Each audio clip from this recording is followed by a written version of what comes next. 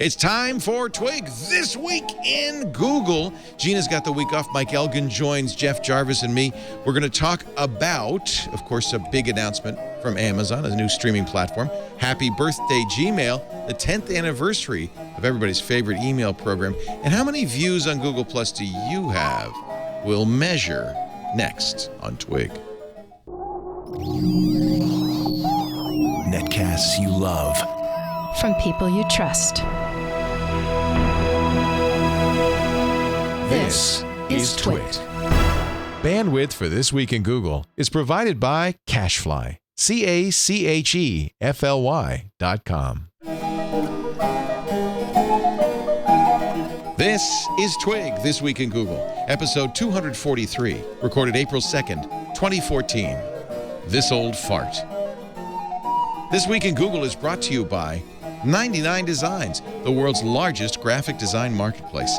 99 Designs connects businesses seeking quality, affordable designs with a community of more than 280,000 graphic designers.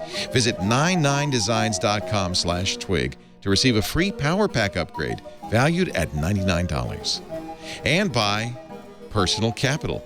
With Personal Capital, you'll finally have all your financial life in one place and get a clear view of everything you own. Best of all, it's free.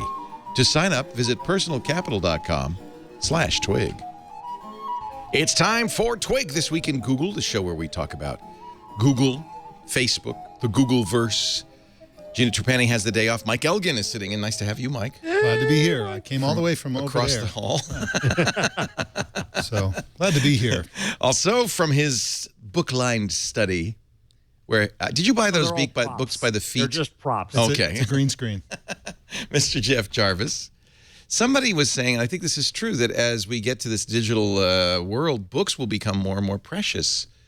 In fact, books will never be as inexpensive as they are today, so buy. That's right. I'm a big book collector. I've had them books. in storage for a long time. It's really a great time to go to bookstores, buy old books, nice books. Look out for acid-free paper because they'll destroy themselves. But you raise the exact point, which is I've got them in storage because it's not convenient to move them around. No, it is not. But it is nice. I went to the Strand bookstore the other day, and I was wondering what their business is like now. What's the used book business like now? Well, I guess that's the point, is that, in fact, it's going to get very good. Because but there's less. It's not a mass market anymore. No. But as a specialty market, it's going to be quite good. And I think that most, I shouldn't say most people, many people, certainly the three of us, love books, right? So that's not going away. The reality is that almost everything being produced nowadays will be with us forever. You'll be able to find Gutenberg the Geek in 300 years and just like search for it, download it, and so on. But before everything was being scanned and digitized, those copies are the only copies. And my wife buys these books that are about food production, making wine and stuff at home. And the content in it is amazing. This is lost information. Yeah. And there are also a lot of books in lost languages. And the internet is sort of killing off lost languages as well. So it's a great thing to collect, not only from a collector's point of view, but also from a cultural preservation point of view. But I think that's kind of the point, is that it's not really killing it off. It's just, as a mainstream interest, it is not huge. But, in fact, I think the internet makes it possible for us, those small few who care about these obscure books, together, to find them, to buy them. In a way, it facilitates that as much as it's killing it off. Absolutely. I mean, if in the old days, if you had to go from bookstore to bookstore to bookstore asking questions, where do you have this book? Now you can have a running search for, I don't know, Craigslist, eBay, whatever, for a very obscure title, and you can wait for 3 years. I've done this. And then, boom, it pops up and you buy it. It's a great... Let's not forget, that's how Amazon started, was not only selling new books, but they quickly went into used books. Yep. So speaking of Amazon... I'm going to go to my closet for 1 second. I'll be right back. He's going into the closet, folks. This is He'll come out of the closet. Into and out of in one show. He's probably going to get a book. He's going to have a cape when he comes back. I'm thinking, but let's take a look at Jeff's office. Well, oh, shoot, he's back. I was going to... He has neither cape nor... You know, we interviewed on Triangulation on Monday, we interviewed Michio Kaku, and he has the most... It's a typical... What do you expect? A physicist's library would be with Professor Stacks. He's at CUNY as well, right, Jeff? Do you know Michio?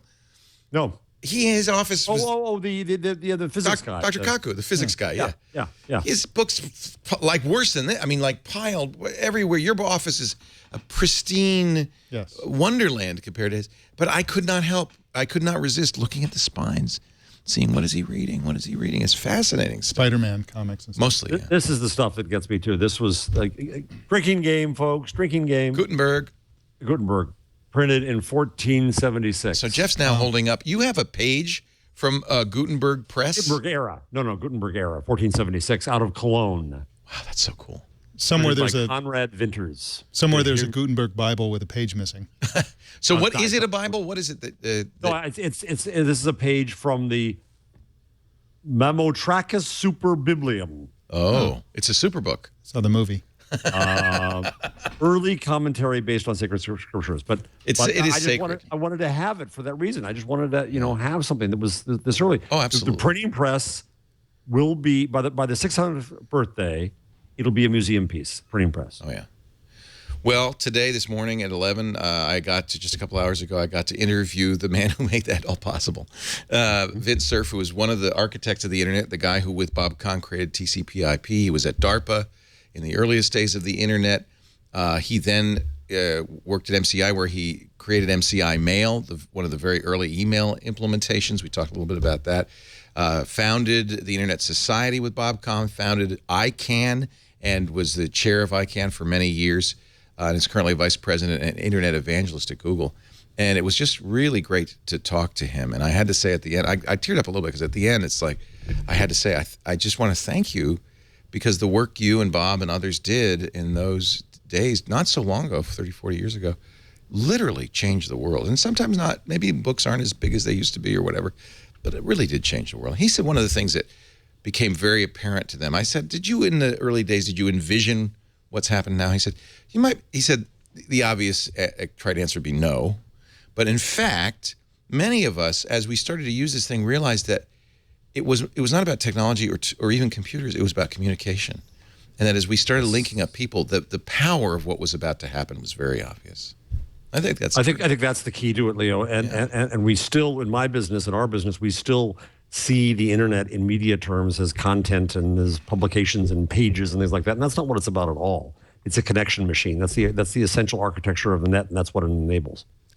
That interview will be out on a Twit special, and there's also a Hangout. It's already up on YouTube. Yeah, it'll be instantly on YouTube, because it was a YouTube. Google Hangout.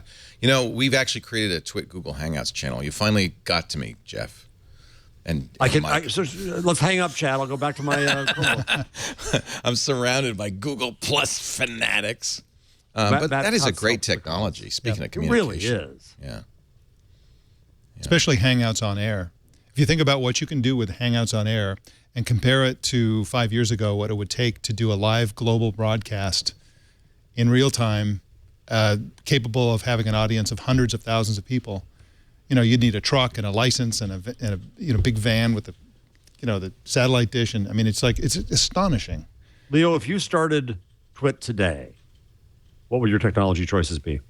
Well, we're pretty much what we do now, because we continually evolve as technology improves.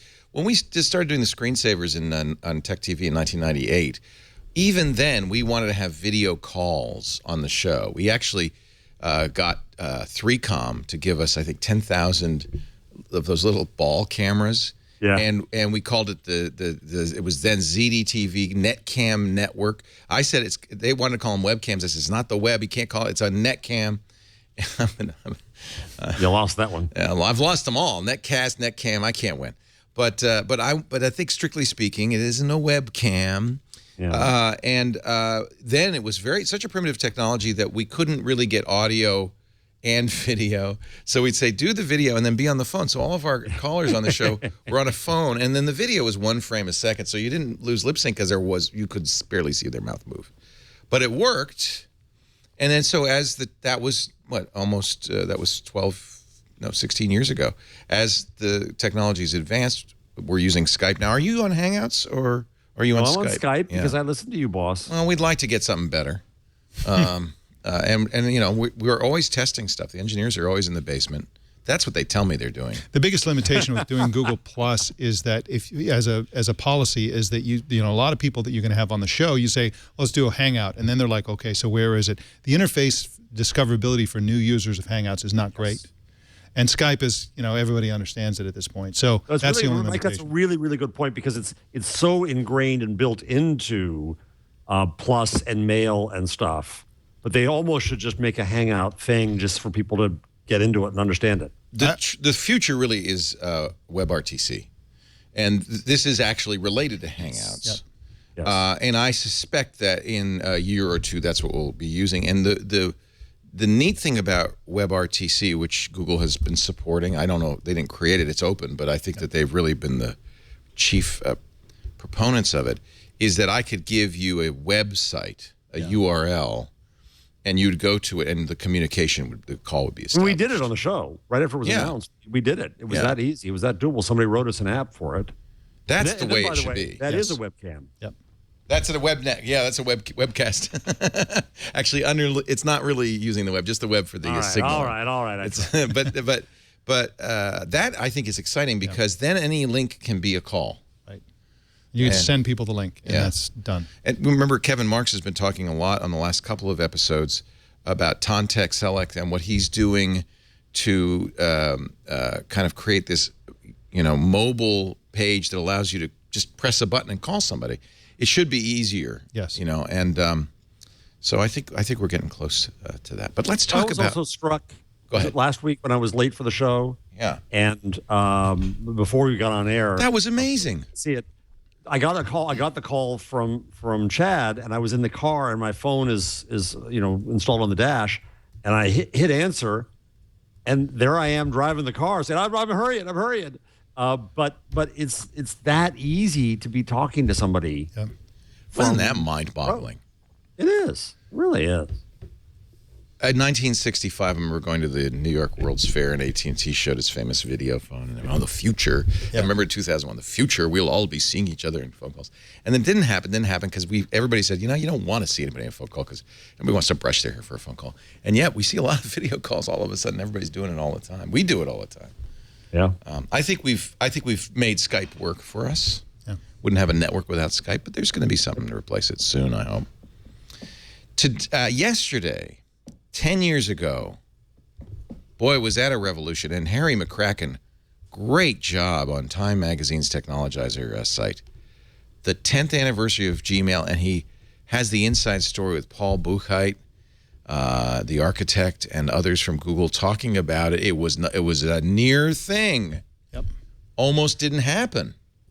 Folks at Google thought, well, we're really a search engine company. I don't know about this email thing. In fact, even when it launched, you remember how hard it was to get an invite? There were people, I think Harry says in his article, he bought an invite on eBay. There's a picture of Paul Buchheit when he was first at Google. He was employee number 23 at Google. Then went off to start FriendFeed. Who can forget? Which I loved.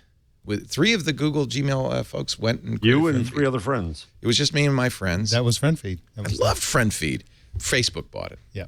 And then the rest is history. Swallowed it, digested it. But there was so little support at Google that even when they launched it, it was running on, what did they say, 300 Pentium 2 computers that nobody else at Google wanted. That's right. That's one of the things you learn when you learn about how Google works. Everybody's jockeying for compute resources, and it's this big who gets what and where they move it around. And Google historically has always made huge use of old and busted and lousy computers. They don't care how broken down and busted the computers are because one of their early innovations was to be able to use computers that fail with 2-digit percentages. Right. I mean, and so that was pretty interesting. Fail over. Actually, it was Pentium 3 computers. I apologize. Yeah, but one of the interesting things about this is that, of course, this launched on April Fool's Day. They did it on purpose. This is something I didn't know.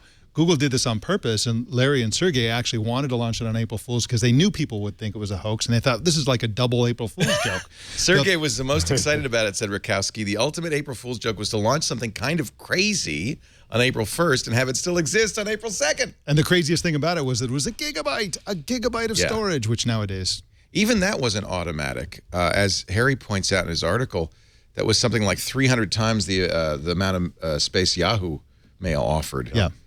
Yahoo Mail existed, Hotmail existed, so it wasn't the first web-based email. That was one of the points Vint made about MCI mail is how as soon as mail became interconnected, charging for mail went out the window. Yep.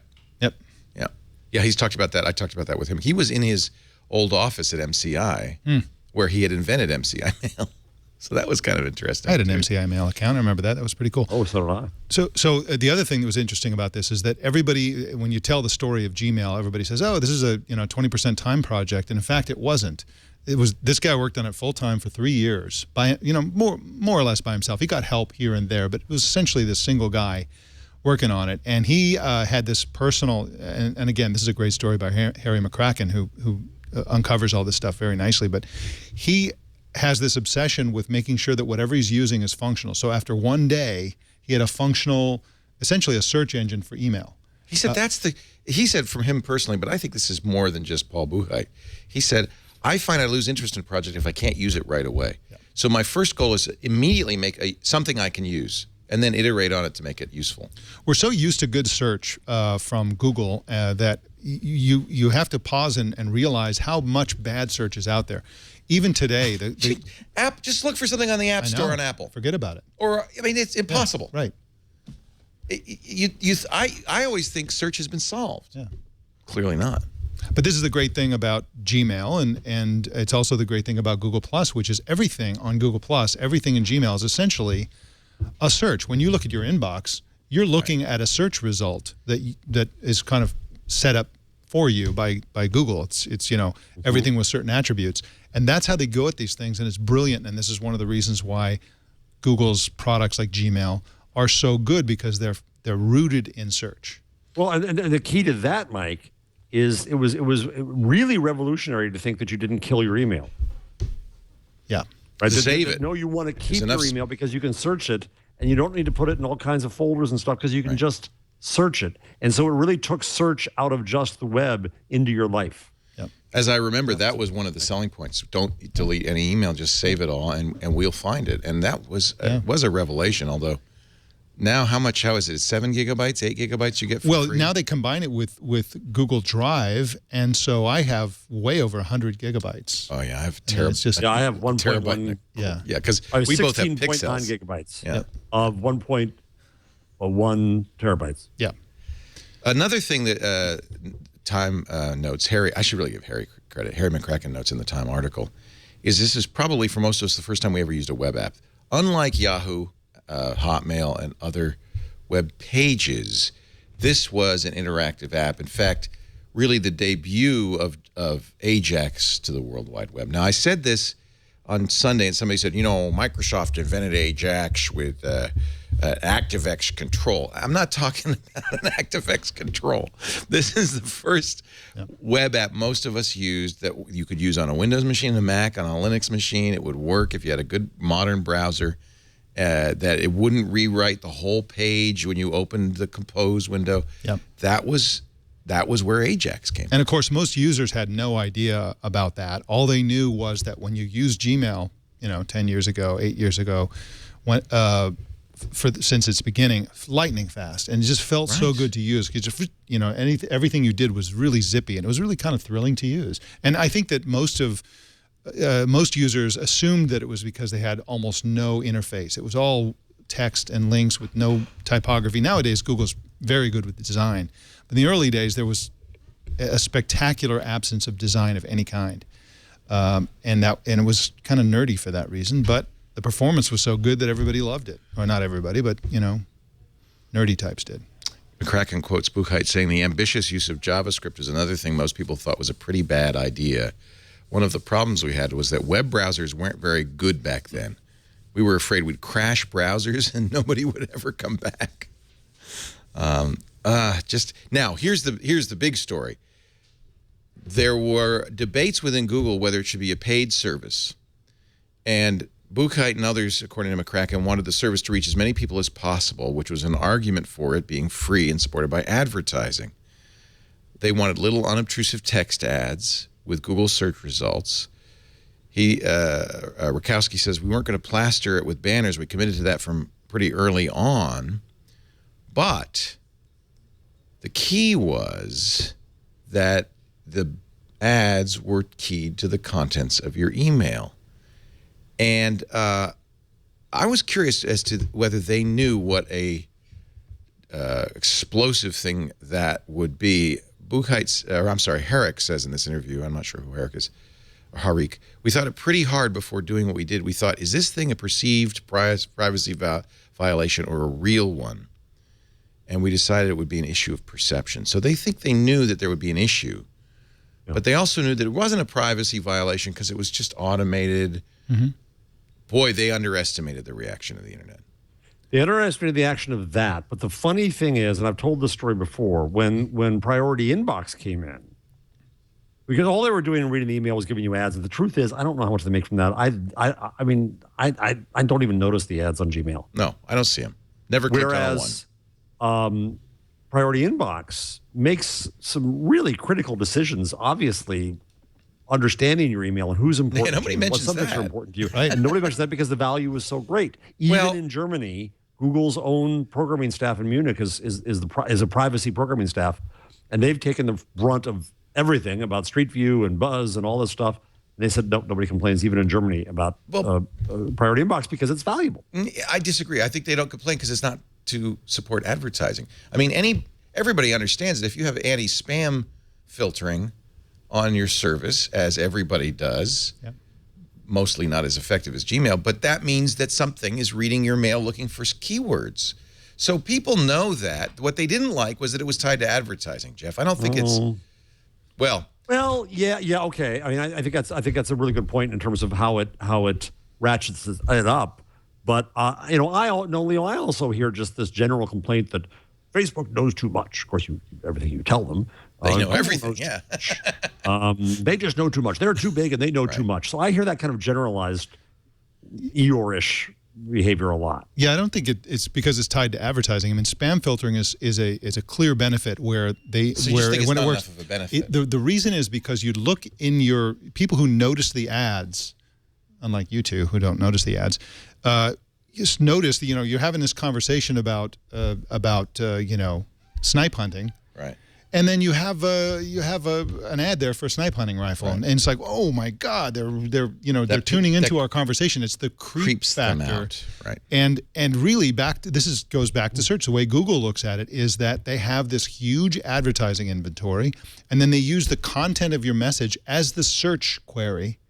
And they surface the most relevant search results within their ad inventory. That's the way they look at it. And they see that that's their search. They say that that's their job. If they're going to serve up ads, they want to serve up the most relevant ads possible.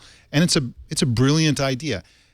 And it shouldn't freak us out, and no longer does, by the way. We've all gotten used to it, and we've all gone on to be worried about much bigger things. But it shouldn't freak us out because no human being is actually seeing this. Here's another story I just heard, Mike, that I think that these services could give us more value, but they're scared of doing this. I talked to a journalist the other day who was calling me about a story about privacy, and he told me that he has MS. And on Facebook, in just private messages, he was telling family, boy, I have these weird symptoms. I don't know what's going on. I can't feel my hands. I can't do this. I can't do that. And then suddenly up came ads related to multiple sclerosis. It basically diagnosed him. Wow. That's kind of creepy. Well, your first reaction, right? And problematic if they then inform an insurer. Well, he said the actual problem with it was that they were for grapefruit cures and bad stuff. Right. But the larger point here is that in your communication, there's things about you that you don't know that a smart algorithm could discern that could be of value to you if it's your choice to turn that on. And I think that the Googles of the world have to find ways to find these kinds of individual benefits and give people control over them so that it's not just in Google's benefit, in their view, that it's in people's benefit. But you're going to have exactly what Leo's reaction was, which is it's creepy. The response from the world was quick and very angry. Remember, this came out April 1st. 2004. On April 6th, 31 organizations and advocates co-signed a letter to Larry Page and Sergey Brin raising a gaggle of concerns about Gmail, calling it a bad precedent and asking the service be suspended until their concerns could be addressed. This is the quote: "Scanning personal communications in the way Google is proposing is letting the proverbial genie out of the bottle." California State Senator Liz Figueroa sent Google a letter calling it a disaster of enormous proportions for yourself and all of your customers, and then went on to draft a bill requiring any company that wanted to scan an email message for advertising purposes get the consent of the person who sent it. And so let's now look back, folks. Yes, Armageddon was torture. 2005 was absolute torture. There was no privacy in the world. Everything fell apart. Oh my God! Everyone was running naked through the streets. No, nothing happened. It was okay. It was fine. We figure it out. If Google had screwed everyone and done something horrible, they would have lost business. They're too smart for that. Buchheit is the same guy who proposed "Don't be evil." Do you think that people widely know that Gmail scans your mail? That's pretty well known, is it not? I think it's pretty well known. But I was just looking through some mail. I'm find it very hard to find an email of mine that has any ad on it. Yeah, mine tend to not have ads, and I wonder about that. I think they back down, frankly, a little bit. Not completely, but a little bit. Because I don't think there's much of a market for it. I think that's the real issue. I don't think the ads perform. Advertisers want it, or they have to want it for it to be. I always wonder. The point is that 425 million people actively use Gmail now. Yeah. Almost 500 million people actively use Gmail. Obviously, I mean, if you assume maybe even only 50% know about this scanning, obviously people have voted. One of the things that Google does, the big companies like Google and Apple do for a living, is they build a better user, and by that I mean they are trying to change our thinking and our behavior. That's really nice, they're Mike. always edging toward where we're going, and this is a perfect example. But I always wonder about people who complain about contextual advertising. Advertising has a bad rap for two reasons. One is that in the Mad Men days, when there were 3 channels on TV and television advertising was the leading type of advertising, they had to manufacture desire. They had to tell you what you wanted because there was no way to know what you wanted. And so advertising did and should get a bad reputation because they're always sort of trying to manipulate you into buying products you wouldn't otherwise want. The other reason is that advertising tends to grow and go in new places where it hasn't been before. People, tattoos on people's faces, like billboards, every surface is covered with advertising. This is bad, and this is one of the reasons advertising is bad. Contextual advertising in your Gmail is good because it will show you things you want. It won't show you weight loss creams and tampons. It'll show you stuff that you probably really are interested in. Now, the biggest problem with it right now is that nobody is good at it yet. Not even Google. Facebook is terrible at it. They show you stuff that you don't want. They show you stuff you've already bought. It's horrible. But the idea is a great idea. It should get to the point where it's like, hey, every ad is like, oh, I want that. Great. There's a great price for it. Click, buy it. That's good. We do buy things. We do want things. And so I think that in general, the complaints against contextual advertising is totally misplaced. I think that's one of the good types of advertising. I agree, and not only that, but I know of news companies that spend a lot of effort to contextually advertise and serve ads to you, but don't do the same thing with content. And I'm screeds about that these days. And standard, you've heard say on the show before, Google knows where I live and where I work. My newspaper doesn't. My newspaper gives me the same 300 to 500 pieces of content it gives everybody else in the world, exactly the same as if I'm a member of a mass. It needs to know me as an individual and serve me with greater relevance. And so the skills that we bring to advertising, actually, to some extent, we now have to bring to content. Well, that's really, I had the same conversation in a less hostile, a more hostile environment on Sunday with Twit, because both John C. Dvorak and Jolie Odell, I always want to call her Angelina Odell, Jolie Odell, both feel like, there's all sorts of... Jolie was practically crawling into a cave. Well, she actually at one point retired from the internet, but then found out that her job as a managing editor at VentureBeat required the use of the internet. So she changed her tune. Thank goodness. Remember, it was the publisher, not VentureBeat. The publisher said, you ought to be on the internet. You do have a choice. You don't have to use Gmail. You gave a really good defense of the internet to the two of them, I think, on Sunday. Yeah. I feel like we get so much out of it. I do want targeted ads. Yeah. And well, I'm inspired by you, Jeff, because you're the one who's hammered this into my brain. You know, this is moral panic. This is what might happen should the government get this or insurers get this or whatever. Well, but that's the great example that you just had from the time from Harry's piece, is that all the cries, this is disaster. What Gmail is doing is disastrous. I have to pass a law to stop this right now. I have to say stop the entire service because this is so terrible. That's techno-panic. Yeah. And the final point on this is that what a success Gmail is, not merely a number of customers, but can you name another app that you still use basically unchanged? And this is the point that many of the developers made with Harry. It's pretty much the same code for 10 years. Yeah. There's not a lot of apps like that where you just get, you know, it's worked and worked well for 10 years. They built it right. They built it to last, and it has scaled like crazy. And its competitors, like Hotmail, have completely reintroduced totally new apps, totally new sites.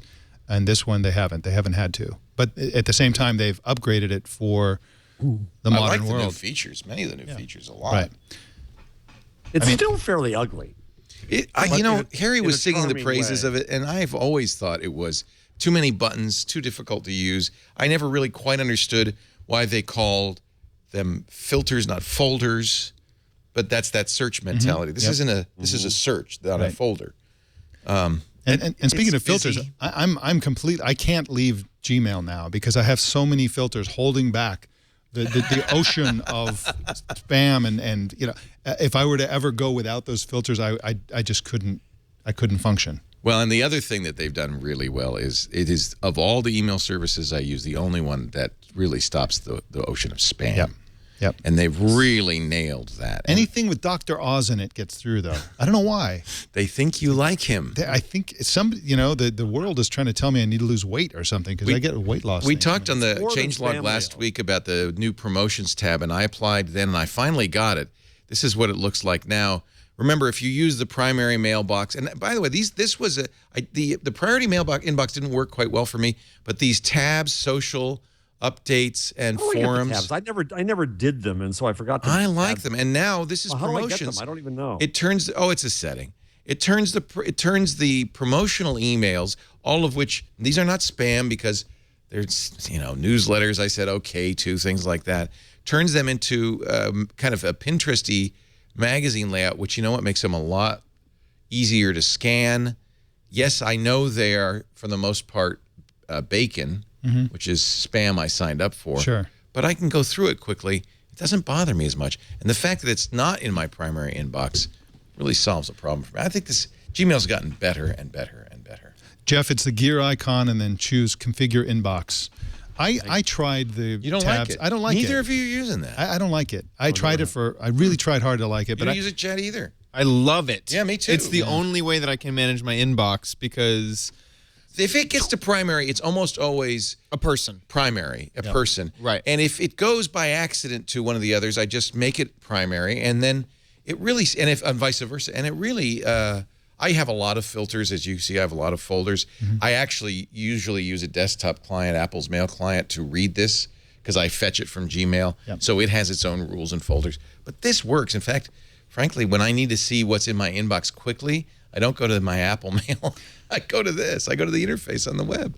I'm a former fan of Getting Things Done, the book. Yes, and former. Well, I mean, I veered so far away from the whatever, but it's, I use my inbox as my one trusted place for, where I put things, and so I want one trusted place for everything. I don't want three or whatever. So I just use, I don't want promotions. I don't want the things that are in the other tabs. I don't. You don't want have to look at them.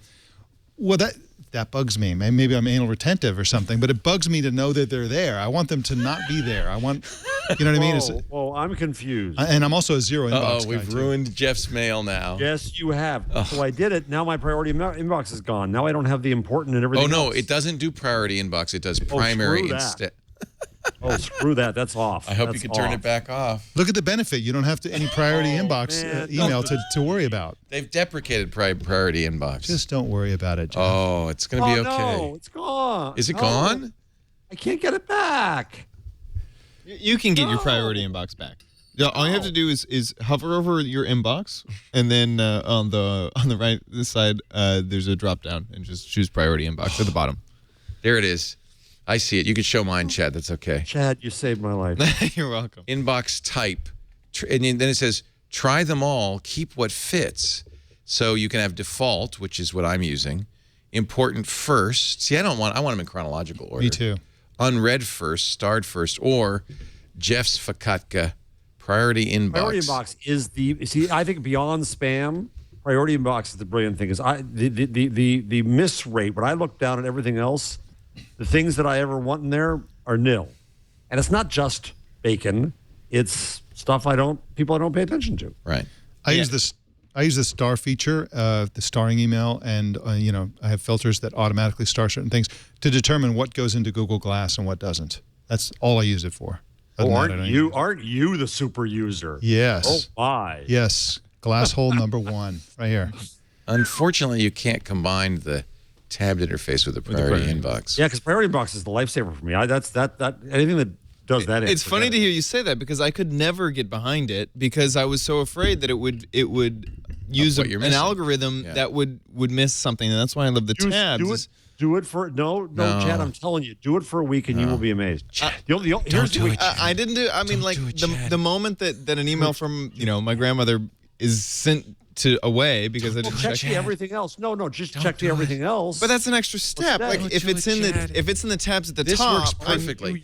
So Twitter goes to social, YouTube goes to social. Promotion is bacon. Updates is exactly what I expect. I'm totally in Leo's camp. Like I feel like these are two different products for two different types of people, and me and Leo are one type, and you and Mike Elgin are another. Leo's an old fart. Don't be a young fart.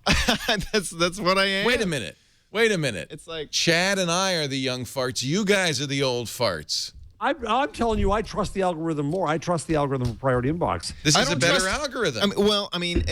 I don't think it's an algorithm. All it's doing is categorizing, and you're never going to miss anything because it's still going into the folder. I don't trust algorithms. That's why I like Twitter over Facebook.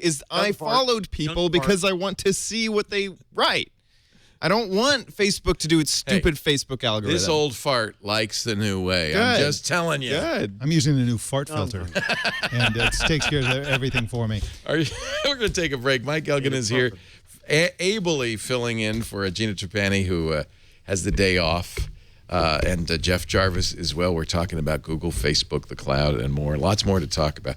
No changelog, though, because without Gina, there wouldn't be a changelog. So we'll just have to leave that for next week. Our show today is brought to you by 99 Designs. Actually, that's such a bad name because there's so many more than 99 designs. It's an unlimited number of designs. Look, the world deserves to be a better looking place. And if you're a restaurateur or you're a plumber or you're a web designer, an app, or rather a website guy or an app guy or gal, don't do your own design. Just, a tip. So many people think they can both cook and design, program and design. Designers, it's a different breed. They're not really human. They're a new species. They have aesthetic sense.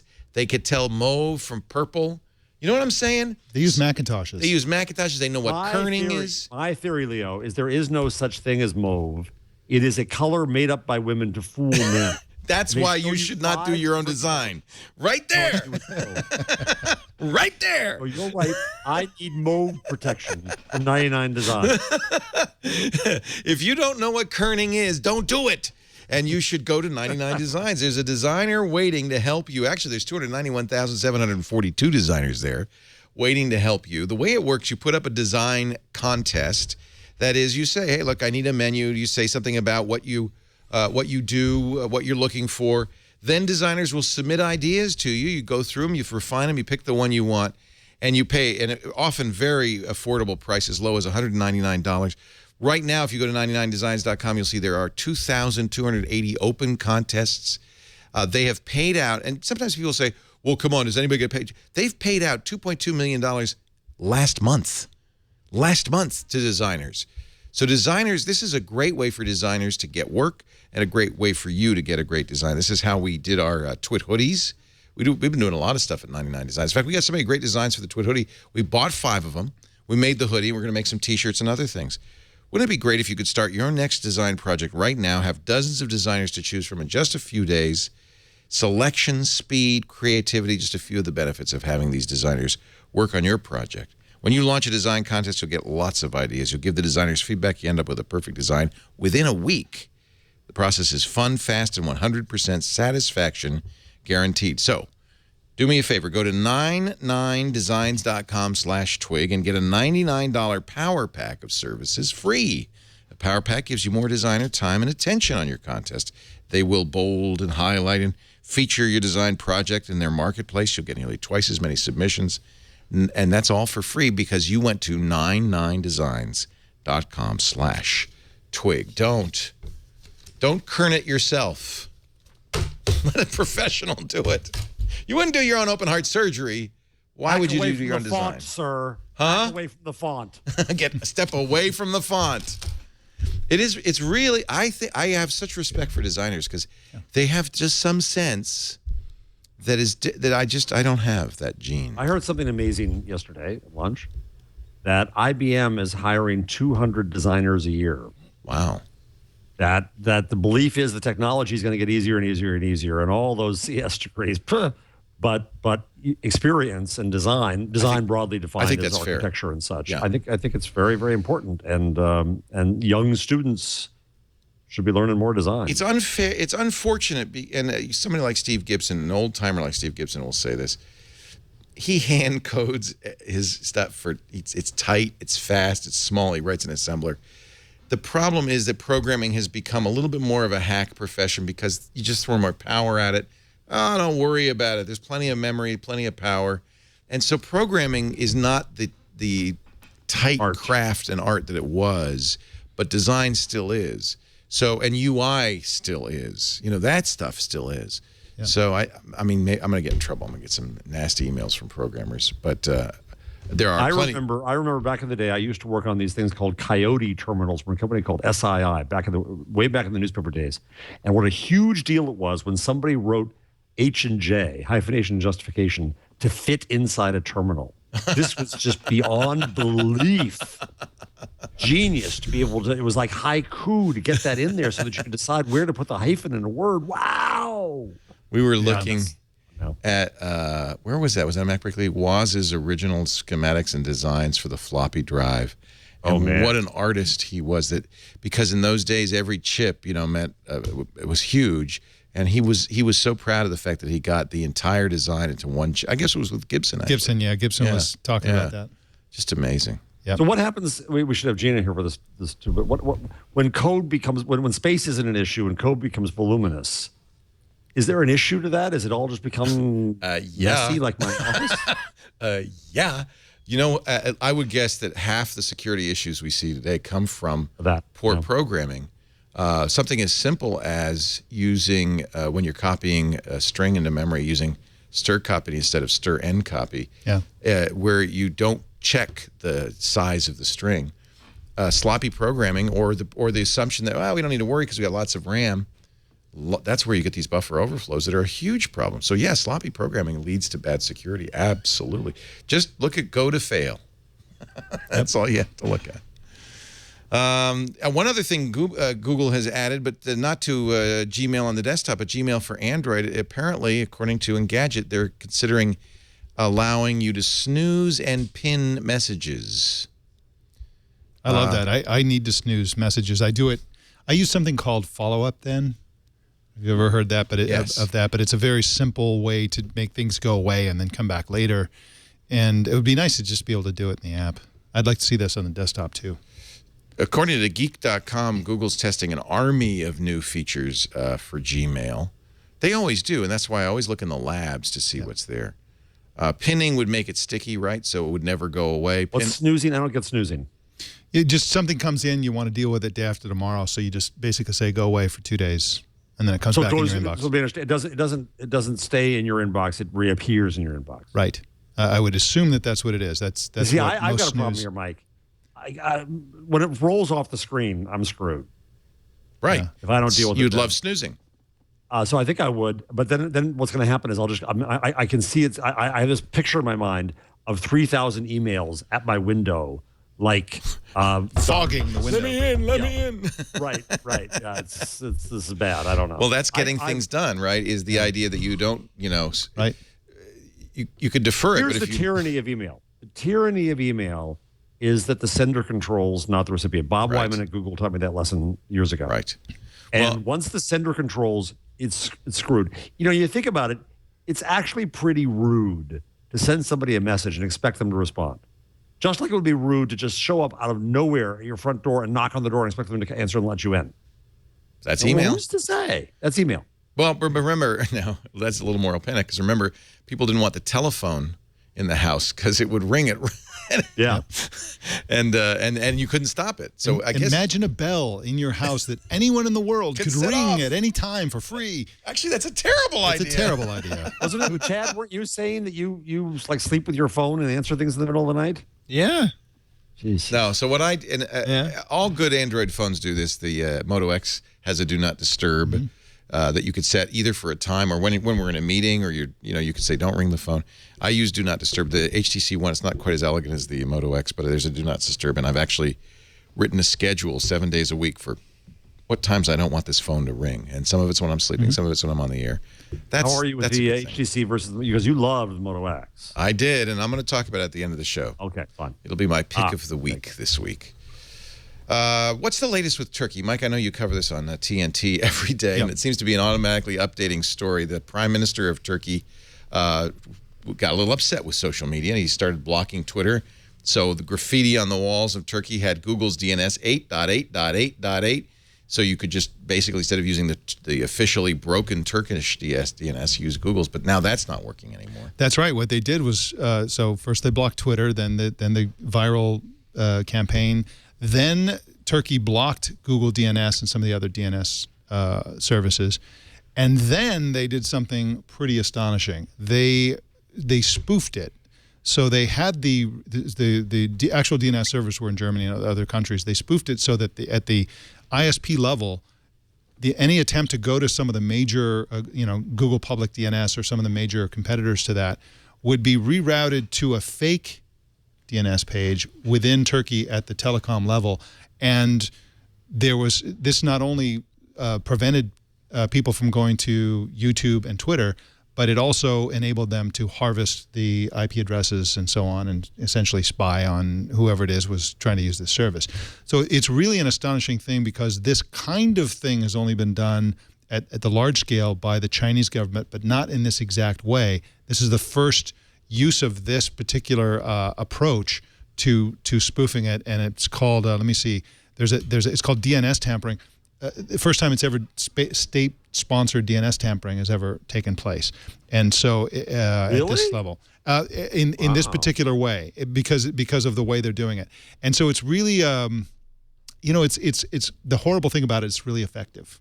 It's really a great idea if you're trying to control information to make to hijack essentially the thing that people are using to get around your block.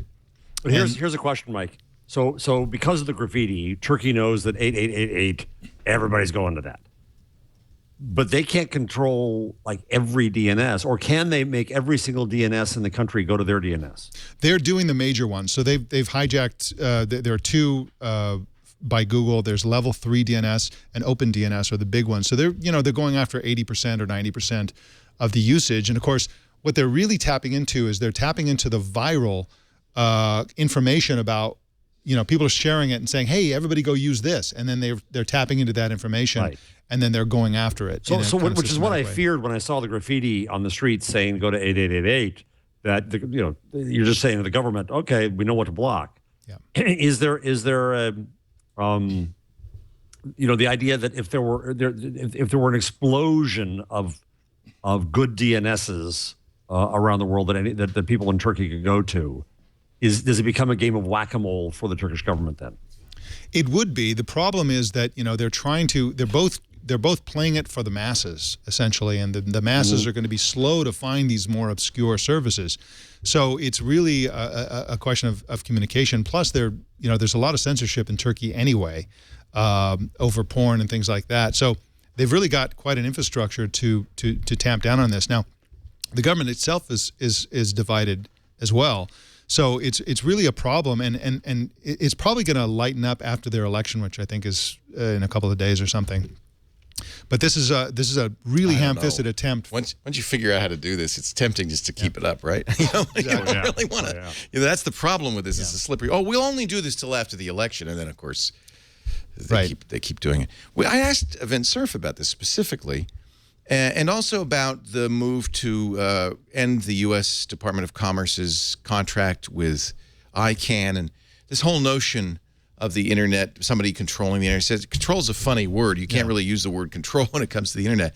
But what he did say is the extremities, the endpoints of the internet can be controlled. Within a nation, you can control the internet. Or your internet service provider can act inappropriately with regard to net neutrality. But the internet itself heals itself, protects itself, is designed to not to be susceptible to this kind of stuff. So Turkey can't screw up our internet, but they can screw up their own internet. That's right. Yeah, and I because think that's interesting. Yeah, because the government, the ISPs are just companies that have to function with permission by the government theoretically. And China has done, if you're going to be a connoisseur of fine authoritarian they're good at internet, that. The great firewall of China. They have multiple things. They have the Great Firewall of China. They really go after the intelligentsia. They don't worry about the bumpkins and the countryside and so on, but they really crack down on the eastern side of the country and the southern part of the country. They have this 50-cent army where they have just huge numbers of people out there just saying nice things about China and criticizing anybody who criticizes Chinese policy. Plus, they have huge numbers of internet censors on social media. So they're censoring social media, Twitter-like sites and Facebook-like sites, painstakingly, huge numbers of people going through all these messages and just blocking and ratting out people. And it's a daily. And on top of all of that, they have intimidation. Yes. Those are all the known and seen things, even though we don't know exactly how many, but those are the explicit activities of censorship. But there's the more heinous implicit activity of censorship, which is government intimidation. That's right. And all of that combined is what makes their control information so effective, essentially. Yeah. My thought has always been this: you're going to see this in localized areas, but it also hurts the country so much in terms of, because the internet really is about free communication. It's good for a country. That's why we want to preserve the internet. It's good for innovation. It's good for consumers. It's good for commerce. It's good for so much stuff that you only do this at your own peril. So I believe ultimately that the Chinese government will back down on this because ultimately it's not good for China. China wants to be a part of the global community. But the Chinese Communist Party, which controls the government, doesn't. What they're concerned about is other political parties entering in and participating in their government.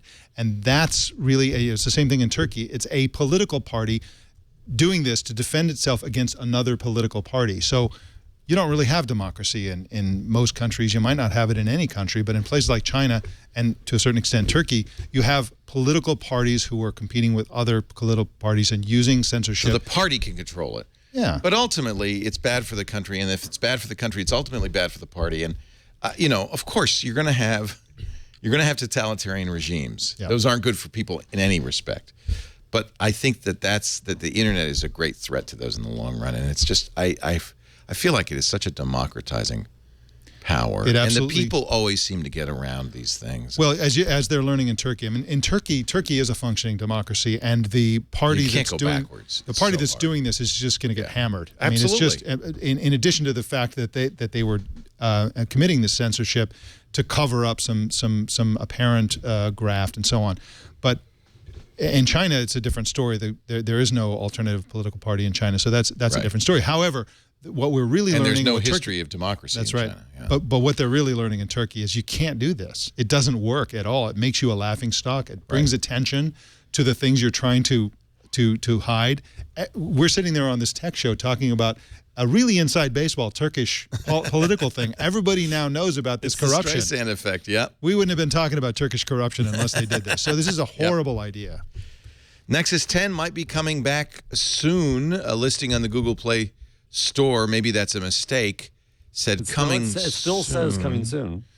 Does that mean the old Nexus 10 and they're just they're out of stock?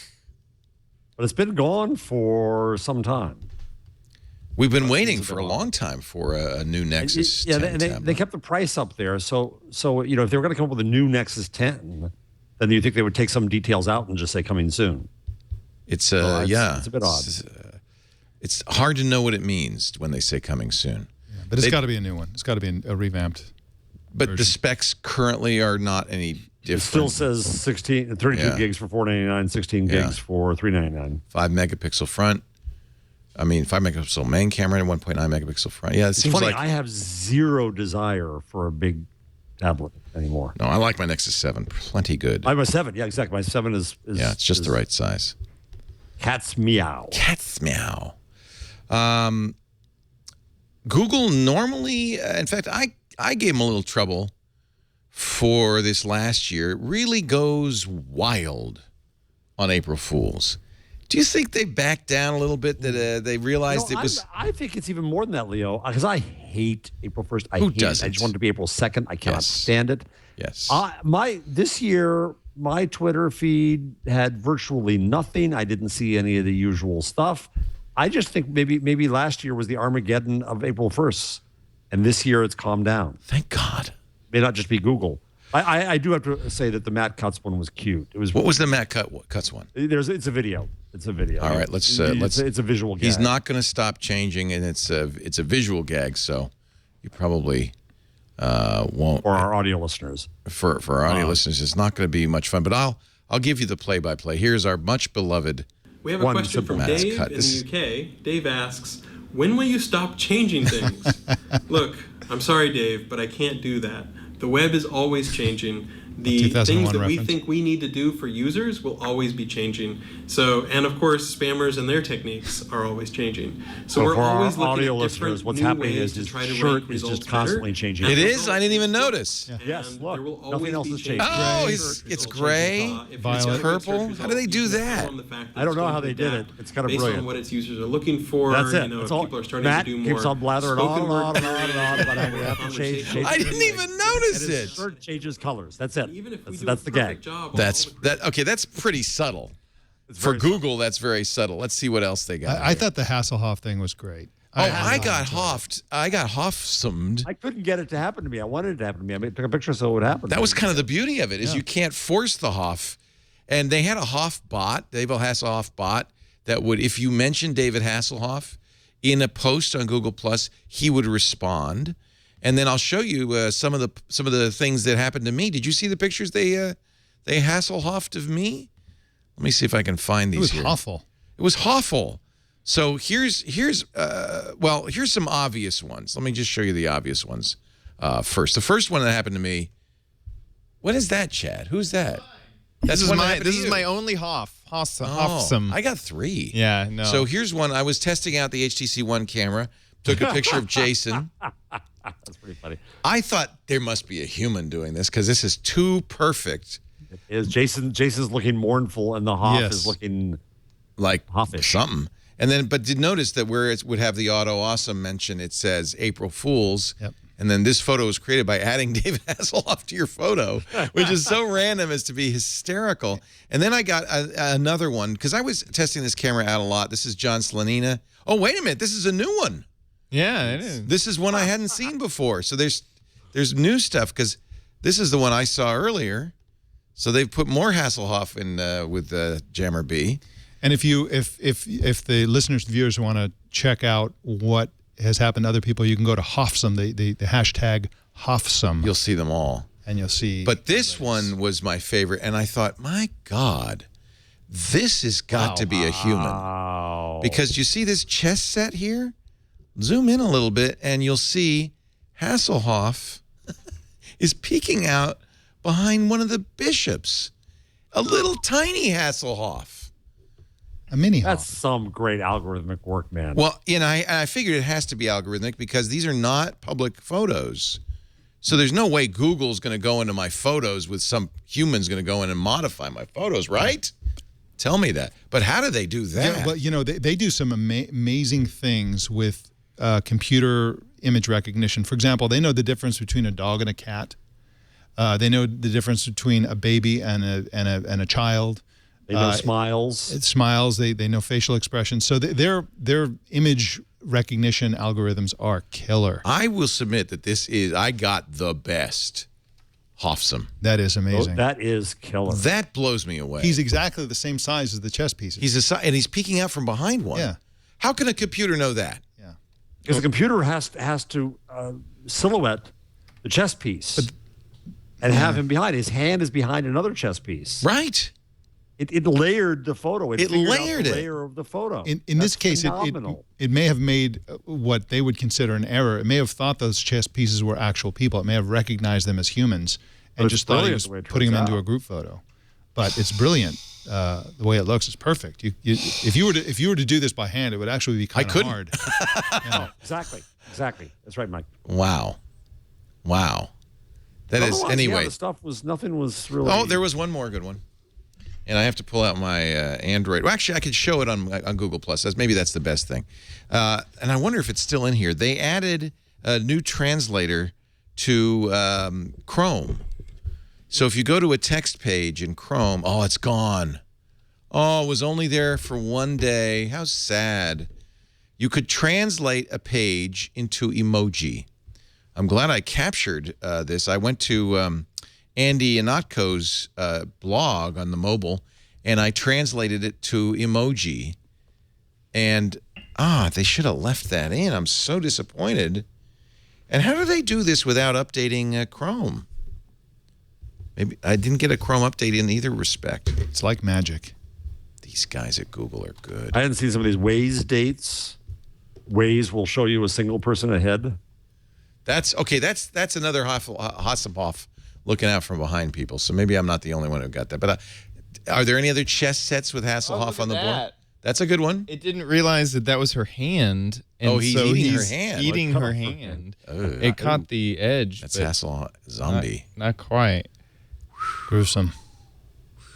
Yeah, it didn't realize the table that Okay, that does feel better. They're flipping off the Hoff. Oh, sorry. Yeah, I didn't even realize the content of that. You young people, you're just immune to profanity. Anyway, I thought that was pretty good. That had, but again, we didn't see the massive number of Google April Fool's jokes, and I, for one, am thrilled. And the ones they did were pretty good. I was delighted. Yeah, they weren't. It wasn't like, remember the toilet internet, and I mean, yeah.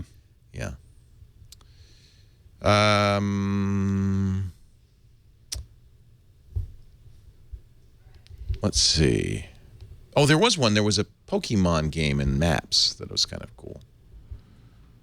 Google is going to focus on portrait shots and effects by offering in a camera app for everyone on the Google Store. And then you fancy HTC One people won't feel so special. I'm feeling already ripped off.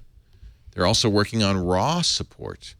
This is clearly one of the big the big battlegrounds in smartphones is not just the quality of the camera, but computational photography, taking the photo and modifying it.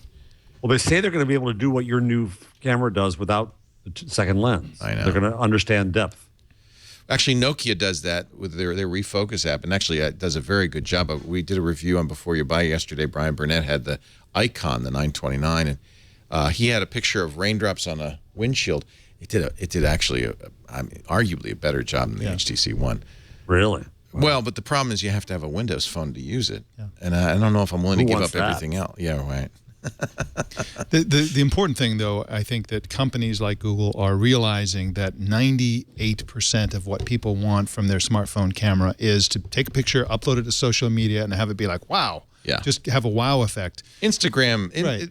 That's what Instagram realized. And Instagram isn't doing it as well as Google is doing it. Right. Really, a Google Plus, the auto filters, the auto modification on Google Plus is really astonishingly good. It's really so good. I take all these lousy pictures with Google Glass, and I'll take multiple and stitch them together and do all kinds of really amazing things. The subtle improvements that it makes, and hopefully this feature of the blurring feature and so on will make it to Google Plus as well, because they have the the auto backup thing. So every picture you take just goes right into Google Plus. You can have every picture on your laptop just go right into Google Plus. They'll modify it. You can undo the modification with a single click. It's really, really nice the way they do that, and it's really improving photography. which is great because the Instagram process, Instagram wrecks your pictures, Facebook wrecks your pictures. I've done a lot of side-by-side pictures of what Facebook does to your photographs with its aggressive compression, and this is the direction we want to go in: improvement of pictures rather than denigrating them and making them look lower res and all that kind of stuff. They are smart. I mean, the combination of Google Plus, a great Android app. It's frankly almost so good that you don't even want to use your camera anymore. Yeah. So 4.4.3. Oh, I'm sorry, that's not right. That's out. It'll be, I guess, in 4.4. No, it's good. The camera stuff is supposed to be a separate update for the next everybody. Android update. And Will then, you have to have a Nexus 5 or? I don't know. Well, I think increasingly, that's they've put the Google apps on the Play Store, which is really great for those of us who don't have. yeah, I mean, it'll become a default thing in 4.4.3, but in the meantime, they're going to come out with a standalone Awesome. app, which is great. Awesome. We were up early this morning. It's been a long day, 8 a.m. Actually, you were up early. I got here late. Mike Elgin and Peter Kafka from Recode watched as Amazon revealed a set-top box, the Fire TV, $99. It is Android. It looks like, they didn't say the word Android, but it's pretty obviously Android It's powered. Android, yeah. Peter Kafka said that he talked to developers. Straight who out said it was it's Android. Yeah, it's just Amazon didn't say it, but of course it's just like the Kindle. And it will have a quad-core processor. They didn't name the processor, and a dedicated GPU. And that's important because unlike the Roku and the Apple TV, well, Roku has some gaming, but this is going to be significantly a larger amount of gaming. In fact, Amazon has a game studio they've put together. It will have all of the requisite Netflix, obviously Amazon streaming, Hulu Plus, they mentioned, Vivo, I think they mentioned. So Yep. it's another streaming box, and it's the same price as the Apple TV and the Roku. Yes, with some benefits. One of them is that it's an Xbox-like game controller that you For can an buy additional $40. Yes, but to play casual and mobile style games as opposed to Call of Duty and so Right. on. The other thing that I think is kind of a killer feature for parents is this parental kind of thing. You can sign your kids up for all you can eat content. Free, isn't it? Is it free? No, the it's content? It's a special paid channel. Yes, All right. and they already have it for tablets, for the Kindle Fire, and there are parental controls and all that kind of stuff. But now they're extending it to the TV. So now if you have small children, you don't want to expose them to the horrors of TV commercials. You can sort of turn them loose on this. They get to choose their own content, and it's a great idea. And they're we don't really pay a lot of attention to this because it's like children's culture, to a certain extent. But this is really, they really are hitting it hard in the same way that McDonald's did with playgrounds and Right. Ronald McDonald and all that kind of stuff. Which really the secret sauce for McDonald's is you get small children loving your brand, and then it becomes a lifelong. They're hooked. Yes. Yeah. And so this is a big, and they're kind of under the radar because who else is really targeting children so aggressively with That's this? a good point. Plus, there's the voice command stuff, which I don't know if that's a gimmick or not. A lot of things have voice command. I was pointing out that my television, my Samsung TV, has a remote control with a microphone. Of course, Really? the Xbox One is a voice command. This is not unusual. But overall, performance is something they're touting and saying, everything's zippy. The voice search is very fast, they say, and we'll see the reviews. And of course, you're going to hopefully Here's a do an question about unboxing that, soon. Mike. I'll have one tomorrow. Yeah. I wasn't going to be here ordered tomorrow, but I guess I'm coming in. You know what? I'll tell you what, Mike, it's coming here. If a box from Amazon arrives here to me, you have my permission to open it and demo it. Okay. That's for you. Great. So with any luck, we'll have it on TNT. If Fantastic. not, on Tech News Tonight. Here's a question. After the Netflix, Comcast deal, when you stream to the Amazon box, are they going to have to be paying peering fees to make it perform well? That's a very interesting question. I mean, probably not. Roku doesn't, but Netflix does and gets the benefit so when on Netflix Roku. goes to the Amazon box, does that look to Comcast like it's Amazon or Netflix? It's Netflix. Now, Netflix. that's what's, I believe, but that's what's different about the Apple TV, is that the Apple TV, Apple has its own CDN, and all content on the Apple TV comes from Apple CDNs. Yep. I believe they use Akamai. Right. So that's very pricey for Apple. but it gives a much better user experience, even if you're on Comcast. Yep. Prior to the deal. Yep. And Amazon, and that brings up another thing that Amazon is doing, which is that they have a recommendation engine. So at any given time, they say, based on what you've watched so far, probably based on what the books you've ordered and things like that, here are the TV shows we think you're going to like, and it starts to download them in advance. So when you choose one, it just plays instantly. We know you're going to want to see this. Right. And here we go. I'll tell you what you are going to want to see, this crazy Gary Busey ad. Is Gary Busey actually crazy? Or is he just making? He is at this point. He has some. I believe he has some brain damage from a motorcycle accident. He does, but he's also just. Well, he's making hay on it. I mean, he was on. What was it, Entourage, where he appeared and was absolutely cray cray. Yep. He mostly plays himself. If you're like me, you like talking to things.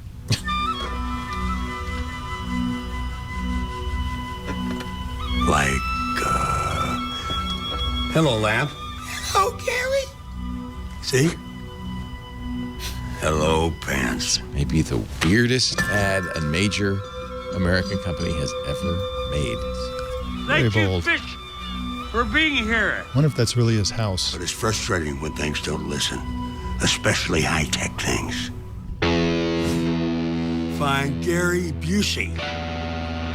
Find Gary Busey. But this new Amazon Fire TV listens to me and does exactly what I say. Gary Busey. So you press and hold the button. Yay! Amazon Fire TV.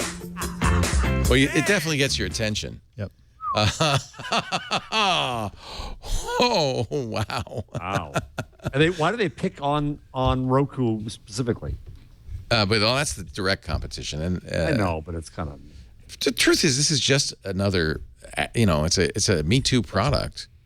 I submitted, but I think I was wrong that maybe this was just Amazon saying, well, we got to get at the starting point so that we are equal to all these other companies, so that when the big deals come down the pipe, that we can basically replace cable.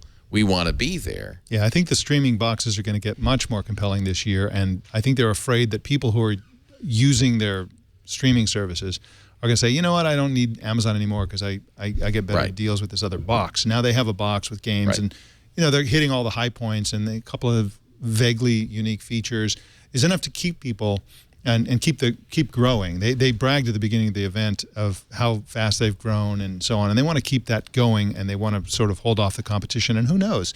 I think the real play here ultimately, as we were saying on the broadcast this morning, is they want to get people using their TV to shop, to engage with Amazon content, to see advertisements and promotions on Amazon, to cross-pollinate across the various Amazon It's not things. a big market, pitch remember. tablets. I mean, the total, if you include Apple TV, Roku, and all of these set-top boxes, well under 20 million units. How about the And Google, which entered this market and has left it. I mean, the Chromecast is something completely different. It's almost as if Google thought about it and said, you know what, nobody really wants this. What they want is media. Yeah, you like the Google TV, Chet. I like the Google TV, but it's dead. Yeah, I know, but it's one of the reasons I wore this shirt today is because you knew. I knew the Amazon announcement thing. It was just like, hey, Amazon, don't forget that. But the Chromecast, it's hard space. The Chromecast is a different idea. The idea that it's whatever's on your smartphone or your computer or your Chromebook, Jeff, can be sent to the TV. And that really the responsibility for it lies in the device sending it to the Chromecast. Yeah. If So you you're want making me regret voice, having you do bought it on the device, right? I'm happy with Chromecast. I don't know why I just bought the Amazon box. Oh, you bought it too, huh? Yeah, I was don't think I should. bemoaning the fact that I'd have to buy it just to review it. I don't want it. I'm canceling it. Last thing I need is another thing attached to my TV. I don't know. There's no advantage. They certainly have the means to market the crap out of it, and I know that people will, Amazon has some real fans. People love Amazon. They love the Prime service, the shipping, and all that kind of stuff. And this is a way for them to leverage that kind of fandom. Sure. You can imagine little pop-ups popping up and saying your package is going to arrive in the next 10 minutes, and weird stuff like that. Amazon is moving to having their own trucks. That would be interesting, wouldn't Yeah. it? Yeah. But so there are Leo, a lot of opportunities everywhere. here for Stop them. watching the Americans. Your That's right. package has arrived. would be interesting. And that's the other thing. There's data. There's a lot of data here, and they'll be able to look at people's habits. They'll be able to, remember, this is a company that not only came out with a tablet, but its own Silk web browser, right? Because they want to harvest data, that more and more data, and they were the original data harvesting company. Their book recommendations in the early days was the first real glimpse we saw of the world of contextual marketing and advertising, essentially. Because they said, hey, you're going to love this book. And you're like, how do they know? That's exactly the book that I would love. Right. And they do it through these algorithms and so on. And they just want a lot more data. If you're paranoid, this is just another device watching what you do. That's right. In your house. They can deliver the Washington Post right to your TV. I do wish, I keep waiting for, right, because we own it. I do wish that flood of Chromecast apps that we keep expecting would happen. Yeah. Well, there's more coming. Haven't there been in the last 2 weeks? New Chromecast apps, I thought. Yes. Yeah, YouTube. Yahoo wants to capture YouTube, a little of the YouTube glitter by luring YouTube stars over to a new video service, presumably that they're creating. This is according to Recode.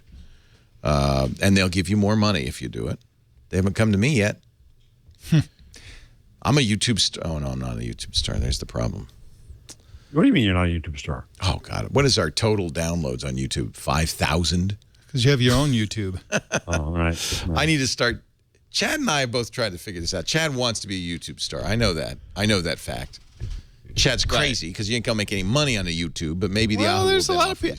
The thing is, I was watching something Jim Louderback had a talk about, can you make a business on YouTube? And he had a whole panel about it with a whole bunch of people. Of course, he thinks so. Revision 3, that was their model. At the end, the panel was no. No. You at the moment, you can't create a business on YouTube. I think that individuals can create a business for themselves. Barely. With a lot of work, you might make $100,000 a year. You might be working 50 hours, 60 hours, 70 hours a week, and you make $100,000 a year. You're not going to get rich. Somebody like Marcus Brownlee. Right. But he is the exception that proves the rule. I'm sure MKBHD pulls in, 6 figures. Right. Right, but I'd pay him 6 figures to work here, and he wouldn't have to be editing all the time. But the point, he wouldn't be able to. He wouldn't be his own thing. He wouldn't be his own thing. But I think he that's would work for a company. I think that's a lie that's being told and propagated right now, not by Google because I don't think they need to, but just that's the notion that you can become a rich YouTube star if you just make videos in your kitchen. Right. It's a everybody talks about Marcus Brownlee and even his success and he's one success story. Who you have to compare against a million much less successful people. Well, same with blogs. Right. That's not a bad thing. Right. But the point is that even his income is very. He deserves more. Well, he could get less if when you succeed in an environment like that. There are going to be 100 imitators. Right. The market, the economics of advertising in an environment like that are just completely unpredictable, and they always tend downward toward less and less valuable. And there's such a glut of content on YouTube. It's not anything you can really build a business on. You can't really count on it because you can't control the market. If there's another recession or something like that, you just never know what's going to happen. It's not a good, reliable business model. It's great if you're in college, making a ton of money, and you can buy a convertible and it's great, but it's really not a good place to build a business. I gotta say, I really the more as much as I poo-poo this, I still think YouTube is a million years better than mainstream. Hello? Is that me or? Yeah, that's on your computer. Oh my God, your phone will ring here in just a second. You know what? The problem is Hangouts. Now everybody knows my Hangout address. So did you see the story on Tesla on 60 Minutes? So once again, mainstream media. Let me play this. See if I can get this video going here. Well, if you play it, we're going to hear Hangout music. I don't know where that's coming from. I don't have a Hangout open. We can just do the audio. Whoops, I just closed everything. That'll fix it. Nothing's making noise. Let me pull that up again. So apparently 60 Minutes did a story on the Tesla in which they added car sounds because it was too quiet. It was too quiet. And 60 Minutes even admits this. They said, well, it was an editing error. BS, an editing error. You can't tell me that's an editing error. Whoops, we accidentally. How did you figure you were going to start a car company and be successful at it? Well, I didn't really Elon think Tesla would be Musk. successful. I feel like 60 Minutes is the laughing stock of all. It shouldn't be. It's our most media. prestigious television news. That's CNN's job. CNN's the laughing stock. By the way, let's switch to CNN. Oh, that jet's still missing. Okay, thank you. And we still know nothing. We still know nothing, but let's talk about it. But in a semi-related story, the EU has just ruled that all electric cars have to make artificial engine noise. That's because French people like to wander in the streets. Miles on a charge. Is that why? And Musk is building a network of charging stations where the driver pays nothing for a fill-up. Do we miss this? He hopes to make the stations I don't think largely so. solar-powered one day. I You can drive for free forever on pure sunlight. That's It's at the end. Message we're trying to convey. So even if like this is It's still a great ad for Tesla. Yep. breaks down. But come on, you don't have to add car noise. It's I bet this will be like, he's going to drive into the future. No. I guess it was over here somewhere. That looks like Google's charging. Of charging stations. That's the superchargers.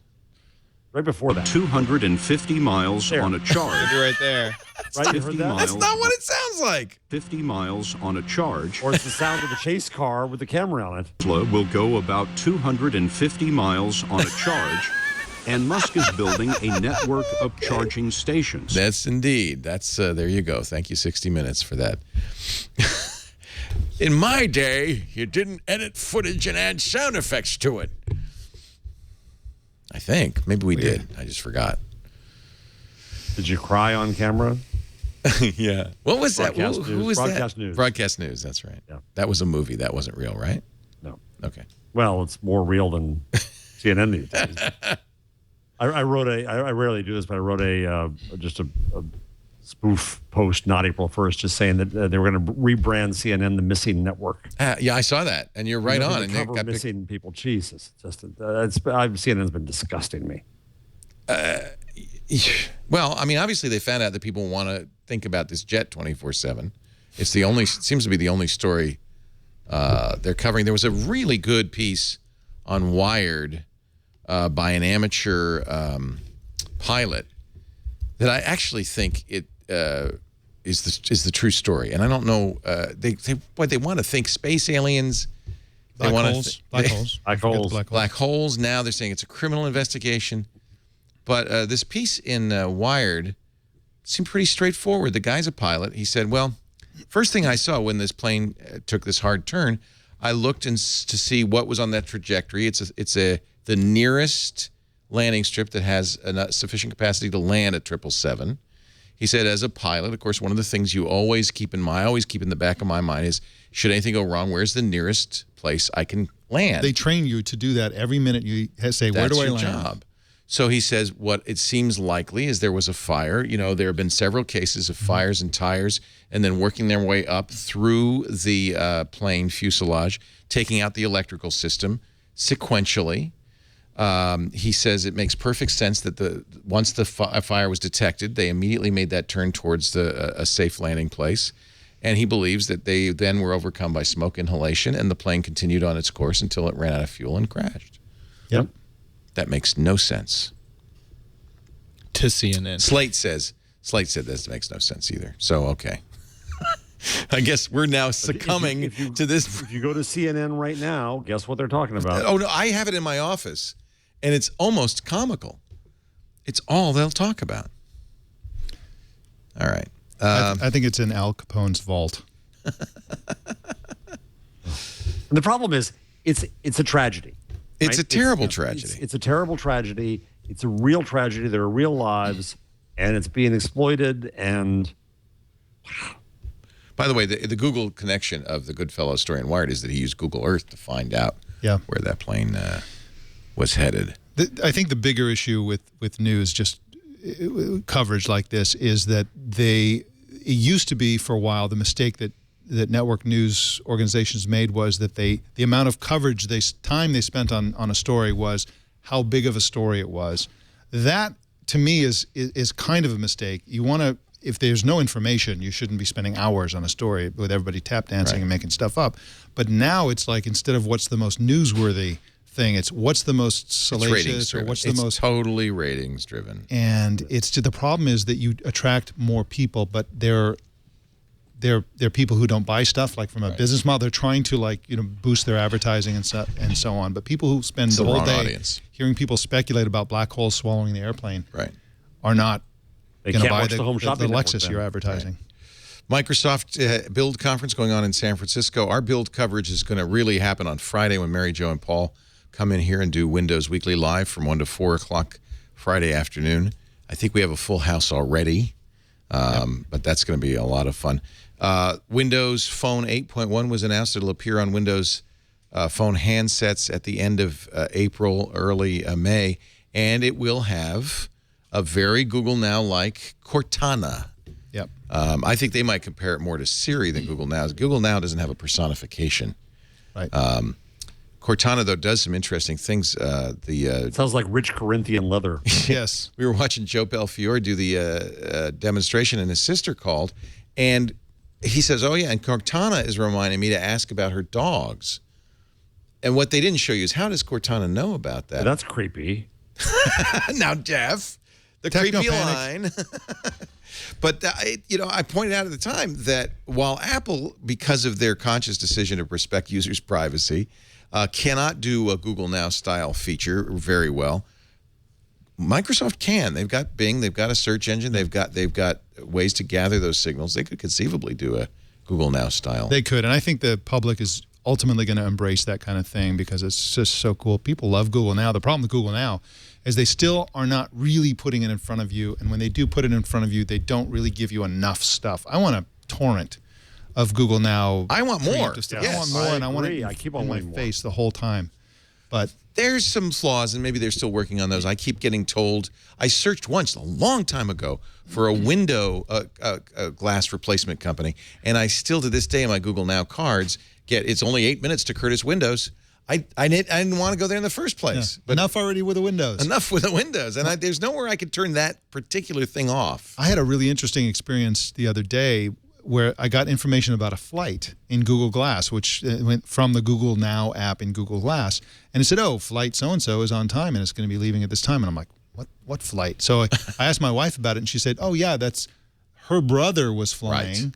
She had received email from her. So now they're not only looking at my Gmail, they're looking at, they know that my wife is my wife, and they're looking at her Gmail to tell me about. Well, that's weird. Yeah. How do they know she's your wife? Well, probably because I have her designated. Didn't appear in your Gmail? How do you know it's her brother? I'm pretty sure it didn't. But they, that's strange. They tend to know that. I mean, I've also got her brother circled. I've got her. I have a lot of communication with her brother, so they also know that I have a relationship with the brother. With you. So it's kind of, I don't know, they're doing some voodoo there. That's kind of interesting. I think that's one place you do get a creepy line. I think that's where you do get the creepy line, when you can't figure out how they know. Yeah. Yep. That's really what freaks people out. That's key. Yep. Is they have to reveal that and give you control over it. Otherwise, you're creeped. Yeah. So there's another thing at the Build conference that we covered this morning that I thought it was kind of interesting, which is that a website popped up yesterday called windowsondevices.com. And I don't know if they've announced this yet at the Build conference by Microsoft, but this website called windowsondevices.com popped up and then it went away. But before it went away, people went through it and found all kinds of stuff about talking teddy bears, robots, smart coffee mugs, the Internet of Things running Windows. And this is going to be powered by Intel's Galileo platform. So they're going to do something roughly equivalent to Android Wear, but less about wearables and more about the Internet of Things. And it seems to be aimed very squarely at makers and builders and educators and, the sort of the hardware hacker market, which I think is great. And in fact, it has to be said, and it's probably more coincidence than anything else, that ever since Satya Nadella took over Microsoft, they seem to be a much better company. I don't know if you guys have perceived that, but they seem to be doing all kinds of stuff conspicuously right. I mean, this is the Queen Mary, and so a guy comes on with a new paddle. Yep. I think that's wishful thinking. Well, could be. I mean, the thing is that the frustrating thing about Microsoft is they're always working on great stuff, and they withhold it. One example is Microsoft Research, which just is one of the best research labs in the industry, and you never see this stuff. They withhold it somehow. Either the internal politics of the company or something prevents them from executing on many fronts that they really could hit home runs and just for the last 10 years, just year after year, they just fail to execute on the stuff they have and have been working on. And so here, I don't know how much it takes to just turn things on, to let things go forward, to announce things that have been in the works for several years. I really don't know. One possibility is that Ballmer suddenly achieved enlightenment in his last year and got a bunch of things in motion that are now Satya Nadella gets to take credit for. But another one is that Satya Nadella is basically, things like, not squelching Android Nokia devices, things like, the big, having an announcement almost entirely about an iPad product. I mean, that was, they didn't even mention Windows. Yeah. Yeah. I mean, that was, and is that, can Ballmer be given credit for that? I'm not so sure. In fact, Ballmer was the one holding back. I think this is Satya Nadella's coming out party. But it's a long-standing tradition in technology. Remember the book Fumbling the Future, how Xerox invented then ignored the first personal computer? Woz went to Hewlett-Packard and said, I've just invented the Apple I. Would you like to sell it? No. They did that twice. It's a long-standing tradition. HP purchased Palm, which had the WebOS, which was a third alternative multi-touch user interface, a very innovative one. Beautiful. Different from the others, that had this huge future on all devices, even into the desktop. Once again, they had the future of computing in their hands, and they're like, nah, we spent a lot for it, but you know what? We're just going to ignore it and then just sort of let it go away. Idiotic. It happens a lot. Unbelievable. Anybody as old as us has covered it long enough. We've seen it happen time and time again. Chad, you'll see it too someday. Maybe with YouTube. When you grow up, you'll see it all happen. Fumbling the future. We're going to take a break, come back, and get our number, our tip, anything you'd like to submit, Mike, to our pool of stuff. Sure. In just a second. Our show today brought to you by our friends at Personal Capital. I had Personal Capital's founder on Triangulation a couple of years ago, Bill Harris. He was a former CEO at Intuit and PayPal and learned a lot about how people use money, keep track of money. He wanted a solution for people to track their investments better. And he realized that before you can even talk about wealth creation or investing, you've got to understand where all your money is. And that's so hard. You've got bank accounts, charge cards, stocks, 401k. Do people still call them charge cards? I think I just dated myself. Charge cards? Credit cards, 401ks. They're all on different websites with different usernames and passwords. It's you can't see it all. You want to see the landscape. So he created Personal Capital. You set it up, and within minutes, you're seeing live, real-time dashboard of your financial situation on your tablet, on your phone, and, of course, on your desktop. And then, of course, you get an investment checkup, see if you're paying too much. You're in fees and investment advice. They'll give you tailored investment advice so you can start building your retirement, building your future. And best of all, and this makes sense, it's free. It ought to be free. Why spend money on this when you should be putting that money in your savings, your investments? Personalcapital.com/Twig. I think he created a great adventure, a great idea. And if you're curious, the way they monetize it is it's like Mint and other products by giving you recommendations, by giving you personalized recommendations, and taking a commission if you decide to buy it. It's very unobtrusive. They do a very nice job. And they give you great advice. Personalcapital.com/Twig. Replicant in our chat room says, too bad Mike Elgin can't share his brick pizza oven on Twig. I could bring it in, I think. I think it'll fit in the Prius. Mike and I were talking yesterday about me. I want to build one now. Yeah, it's so what great. A great idea. Well, we when we moved to Petaluma, we looked at a lot of houses. And there's some my wife liked, and this one, when I saw that pizza oven, I'm like, this has to be the house. We're getting this house. I don't even care if the roof keeps rain out or whatever. It's outdoors. You throw wood in it, it heats up, and then you can just cook. That's right. It's got a big steel door. When you open it, it's like, and then you shove pizza in there. It's like 700 degrees. It's fantastic. It's awesome. Yeah. Really awesome. Jeez. Yeah. So, Jeff, I think you need to come back. I'll make you pizza. Pizza parties at Mike. Are you coming back? Look at that. It's his Google Plus page. What about the hat? Tell me about the hat. What is that? Is that a chef's hat? That's a chef's hat. You're wearing a chef's hat. I want people to know who's in charge of this oven. That's how you do it. You actually own a chef's hat? I own a chef's hat. Now I have to have a chef's hat. You gotta have a it. chef hat parody. It gives you authority. Is he wearing glass in that picture? Yeah, Google Glass. Of course he is. And Yes. I posted a Google Glass video of the whole pizza process as well. So it's really. wanna build Yeah, one keep of going those. down if you want to play. I don't know if you want to. If you don't follow Mike on Google Plus, you're missing one of the best, most prolific posters on Google Plus. He really Keep going. He really. Now, have you looked at your views? This is Yeah, 333 million. Jiminy crikey, Yeah, it's a lot. Christmas! It's a lot. I was so astonished when I saw that. It's like, what the heck? I can't. That's amazing. But of course, the king of all this is Trey Ratcliffe. Let me see if I can go to Trey's page. Will we see it if I go to his page, or does only Trey see? Yeah, you'll see it. No, you'll see it. You'll see it. Yeah. No. Well, they put followers back up. They took followers down for a while. Now it's back up. Now they have both. I think they switch it up. Sometimes they don't show any numbers. Look at that, 333 million views. I've got 43 million. I'm some pathetic number I don't even want to mention. Really puts things in perspective. Google Plus is there have been also some recent reports about. It ain't a ghost town. I take it ghost back. town. So Look at Trey that. has 4.5 billion views, Jesus. 7.3 million followers. He's probably the most followed. I don't know who is, but he's probably one of the most followed. Did I tell you about my Morocco story and Trey Ratcliffe? When I went to Morocco about a year ago, and just was everywhere I looked, I thought Trey Ratcliffe, of all photographers that I know of, should come to Morocco. And I posted some stuff saying, you got to come to Morocco. He just went to Morocco. Good. And my God, the pictures he posted from Morocco were just stunning. Larry Page has more followers, 8.1 million, but he's only got a paltry 29 million views. Well, he doesn't really get Google Plus like Trey and I do. I think he needs to work on it. He needs to spend more time just What was posting Trey? Pardon me for asking this question, but how well known was Trey before Google Plus? He was well known, but Google Plus really helped put him on the map, I think. Yeah. Yeah. Yep. I have a mere 16.9 million views. It's so pathetic. And I don't understand how you all get millions of followers. I have 500,000 followers on Google Plus. I've never been able to crack that. I don't know why that is. I was on a recommended list for some time.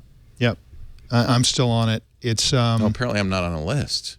I feel better about myself. Gino was on it too. I know. You all have millions of followers.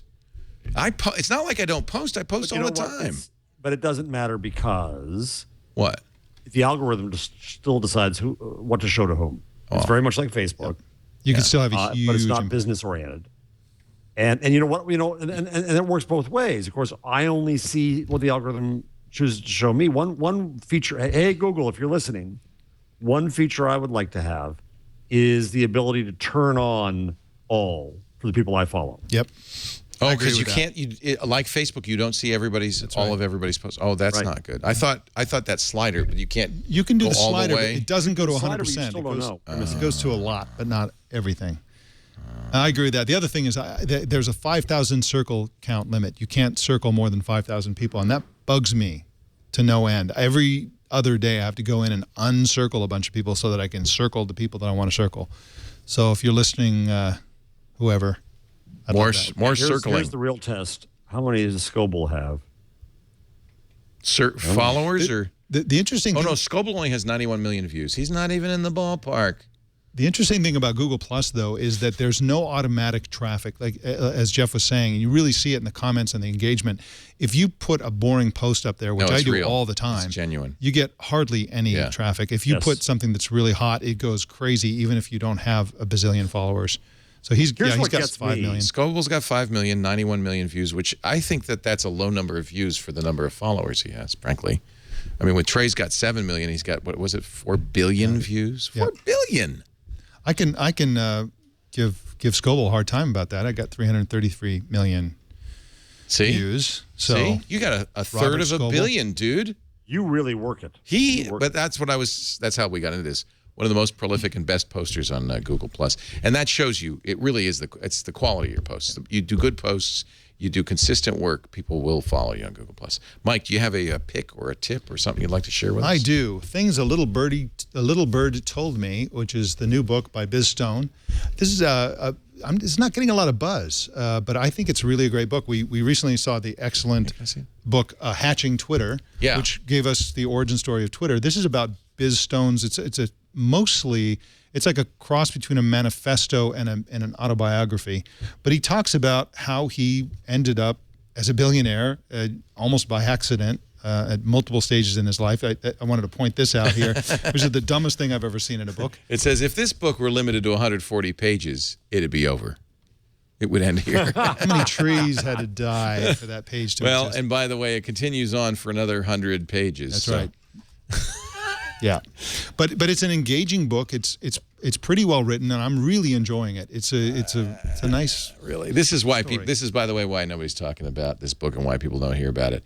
Their impression of Biz that he maybe he's a little bit of an egotist. Yeah. The first chapter has his business card, Biz Stone, genius. Well, he actually tells the story of why he had that business card, and he got it from where most good ideas come from, which is Roadrunner cartoons.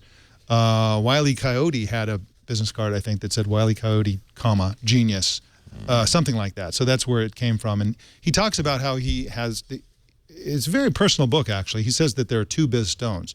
There's the introspective, nerdy Biz Stone who just is kind of self-effacing and so on. And then there's the egomaniacal Biz Stone that he turns on when he needs to. Right. And he needed to when he was hungover and had a bunch of interviews at Google. And he was like, oh, yeah, and started telling them, started interviewing them. But it's a really interesting book that talks about how one person made it from just an obscure blogger to becoming this gazillionaire. So you recommend it? I do recommend it. It's very enjoyable book. Just came out Tuesday.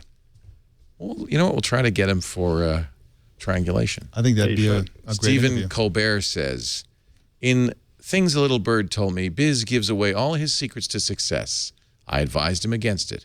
If you're not inspired and informed by this book, then you haven't read it. That's pretty good.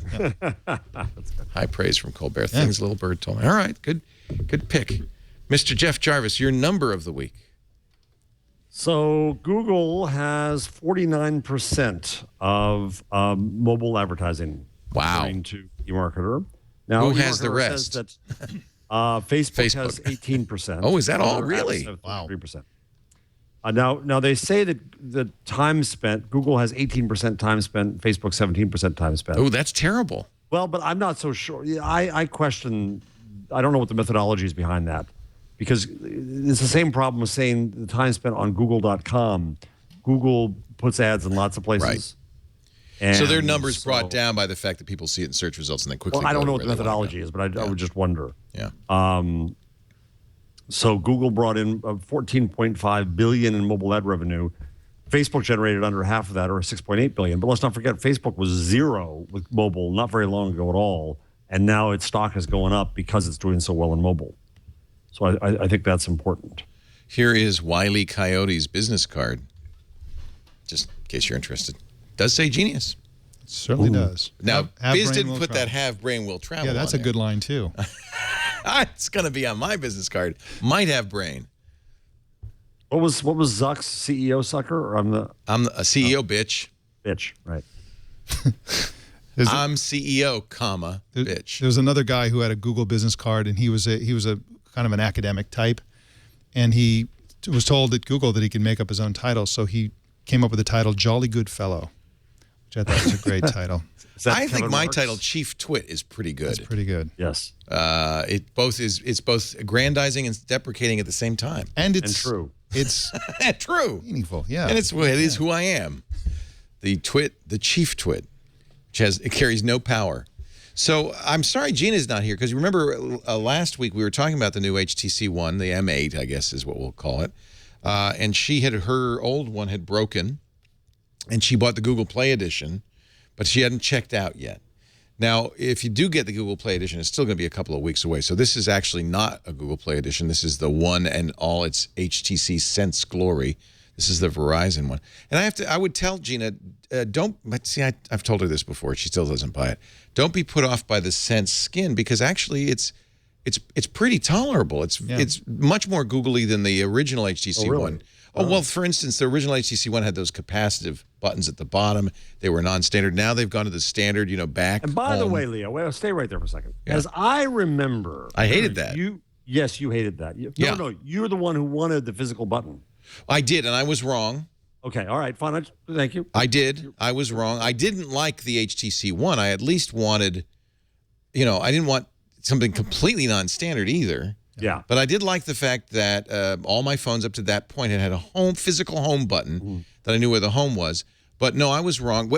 I guess my complaint was I don't want to waste screen space with a menu on the screen. These screens now are so damn big that you can afford it. And the HTC menu bar at the bottom is actually smaller than the standard Google KitKat menu bar, so it doesn't take up much space. And I do agree with the thinking behind it, which is as you rotate the phone and so forth. Originally, I thought they would move the menus around. The menus stay where they are. And that was my big complaint, is you don't want menus moving. Right. Remember that? And they don't. They stay where you expect them to be. They're always here. So that's fine. I don't have a problem with that. The screen is gorgeous. It's 5 inches. That's what the Nexus 5 is. It's bigger than Gina's old HTC one. Still 1080p, 441 dots per inch. Really gorgeous. And I think the camera, and that's what we were talking about, is pretty remarkable in this. In fact, I wasn't crazy about the original HTC1 camera. She liked it. It's 4 megapixels and the ultra pixel ID, better low light photography stuff. They've done things to tweak it to make it better. So actually, I'm pretty happy with this. Now, you asked the right question, though, Jeff. Do I give up the Moto X? Right. Which Mike and I both are Moto X fanatics. Yep.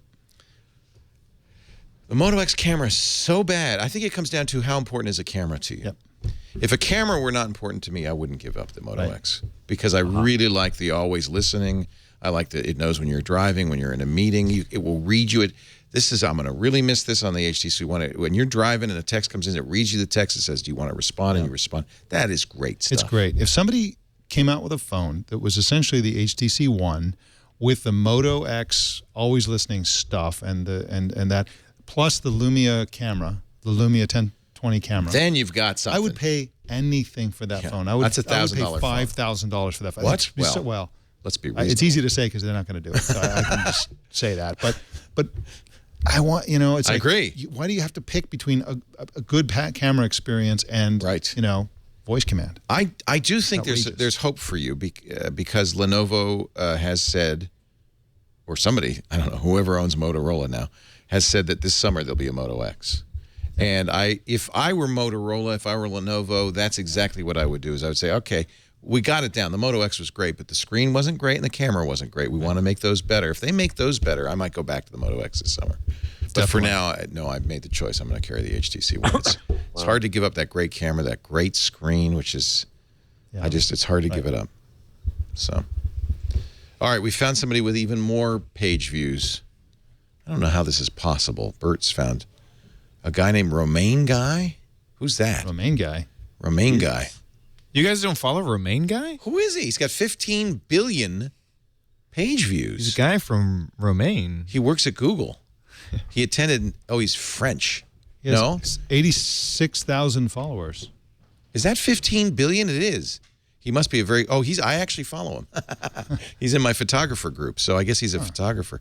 It's not surprising that the great photographers are the ones who get the most attention on Google+. It's such a photogenic site. Wow. Is he number one, Romaine Guy? I don't know. It's astonishing. 15 billion views. He's following you, too. That must make Trey feel terrible. He's following me? Yeah. The arrow goes both directions, which means you're following him, he's following you. Well, now I feel better. Even if I don't have a lot of followers or views, at least I have Romaine Guy. I'm not following him, and he's not following me. This is outrageous. Hey, it's so nice to have you, Mike Elgin. Mike is our news director here at Twitter. And can I say what a great job? And I know that people are going to say, that's self-serving. You hired him. No, you're knocking it out of the park. You're doing exactly what we brought you in to do. He is doing a great job. Which is to really raise the tenor of conversation here. If you don't yet watch the new TNT every Monday through Friday, 10 a.m. Pacific, 1 p.m. Eastern Time, 2000 UTC, you're really missing what has become a deep news show with great guests, great insight, and it's exactly what I was hoping we would get from you. So thank you. I am loving it because I am such a fan of great journalism, and every day I get to haul these great journalists in, and we talk about the news, and we also talk about the journalism, and so it's really a joy, and I'm really enjoying it. Good. And I know, again, this sounds self-serving, but I'm really very, very happy with what you've done. Mike also kind of runs the entire news operation, so Tech News Tonight, while Sarah Lane hosts it, is also a Mike Elgin joint. And all the breaking news stories and the live news stuff, and we're going to get better and better. In fact, we're going to build a little set for Mike in his office so he can feed us quick breaking news hits. Keep me out of the general office area. Well, just keep me in there. So if you'd wear shoes, I wouldn't feel so bad. But not going to do it. It's not going to happen. It's the pants. I wish. Free country man. He's got glass. He's got a chef's hat. Shoes, not so much. Who needs pants? And follow society's rules. And of course, it's always a real pleasure to have Jeff Jarvis on, another guy I really consider not only a great friend, but a brilliant and wonderful commentator on this world around us. Jeff's blog is buzzmachine.com. His book is Public Parts and Gutenberg the Geek. And anything else? He's a professor of journalism at CUNY. Anything else you want to talk about? Oh, yeah. Are you working? Are you scribble? You're writing something? I'm working on something for the school, but later. And we do have to get together and talk about the basement. Yeah. Well, in fact, we're probably going to be back there on May 15th. All right, deal. We are going to negotiate before then, so we can. I am desperate to do this. The more I think about it, the more I like it. We're telling people, but we are absolutely desperate to do it. Thank you, everybody, for watching. Email. Say again. I will send you and Lisa email to schedule the talk. That's the problem. I never read email. It'll end up in your promotions tab. Lisa will read hers. Updates. If you had a priority inbox. We do this show 1 p.m. Pacific, 4 p.m. Eastern Time, Wednesdays on the Twit Network. Please watch live if you will. That is 2000 UTC. If you can't watch live, please do watch after the fact. On-demand audio and video available anytime at twit.tv/twig or wherever fine netcasts are aggregated. I realize I told people the wrong time for TNT. 10 a.m. Pacific, 1 p.m. Eastern Time, 1700 UTC. So please tune in for that. Thanks to everybody in the chat room, everybody live in studio, and thanks to all of you watching at home. I'm Leo Laporte. We'll see you next time on Twig.